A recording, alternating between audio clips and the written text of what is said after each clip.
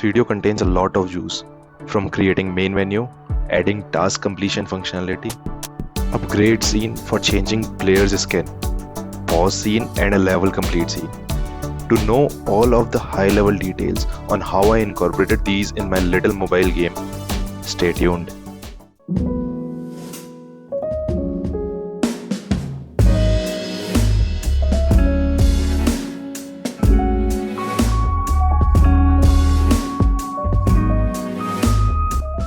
कैसे हो मेरे दोस्त? Hi and welcome to the second devlog in the series. In this video, I'll be covering the major changes and functionalities which I have added.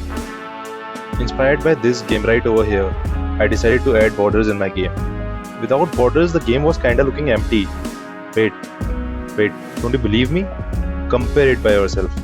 Compare the game screen with the borders and without the borders. I created 4 quads for 4 different sides, left, right, top and bottom, with their Z offset slightly far from the game screen in order to prevent overlapping from various objects in the game. I then wrote a script for spawning quads at runtime and rendering border lines at the same time. Idea was to move these quads with the camera and make the camera follow the player. So Cinemachine was taking part of the camera movement, so I don't have to worry about that. After watching a bunch of tutorials here on YouTube, I finally managed to put a scroll view in place and create a basic UI for the upgrade scene. This fucking thing took a hell lot of time.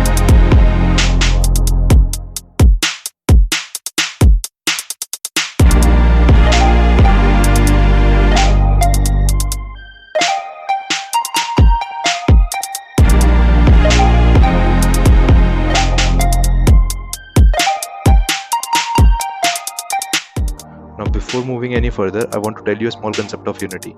There are 2 different types of views in Unity. One is called the camera view, the view which the camera sees, and the other is where the canvas is rendered and all the UI elements reside. User sees both of these views at once.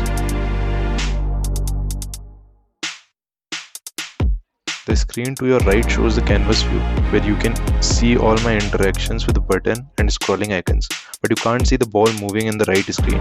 It is because the player movements are handled in the camera view, which is separate from this canvas view. Elements present in their own view have different coordinate system. So in order to make both of them work in harmony, I had to map the borders of the preview window with the camera view, which took some time, but eventually it worked out and skins can now be updated by spending some real money. Next comes the functionality for task assignment to the player. If you have played some hit games like Hunter Assassin and Temple Run, then you might know how they assign objectives to player in order to engage them and in turn improve the retention rate of the game. I thought of doing the same. पर last में बात ले दे के ये आ जाती है कि आखिर ये होगा कैसे?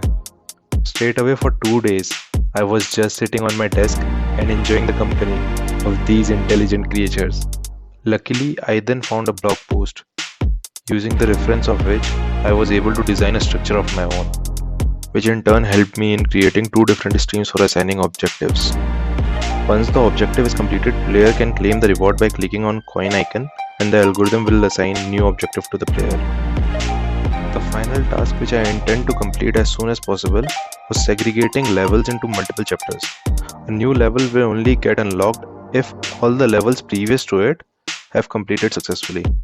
Similar was the case with chapter also. Like a new chapter can only be unlocked if and only if all the levels present in all the previous chapters are completed successfully. To do this segregation, I had to design a structure format for chapter and level. Along with this custom data structure, chapters list hold the details for every chapter and levels in chapter holds the number of levels each chapter incorporates.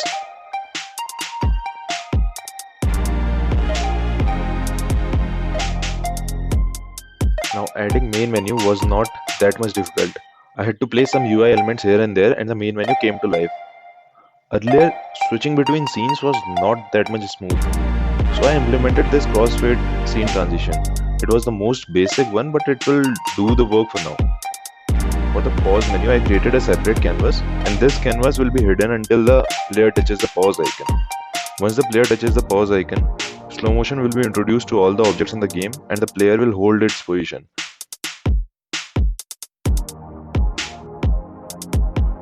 It took me much more time than I expected to create the finished level scene. The hurdle which I was facing was mapping the coordinates of canvas with a camera view. For setting the borders at correct position irrespective of the screen size the game was played upon.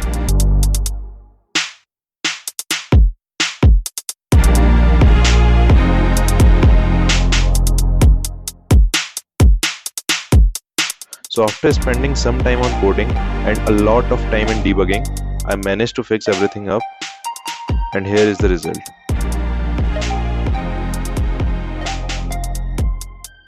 I then called off the day by updating the Trello board and saving my changes onto GitHub.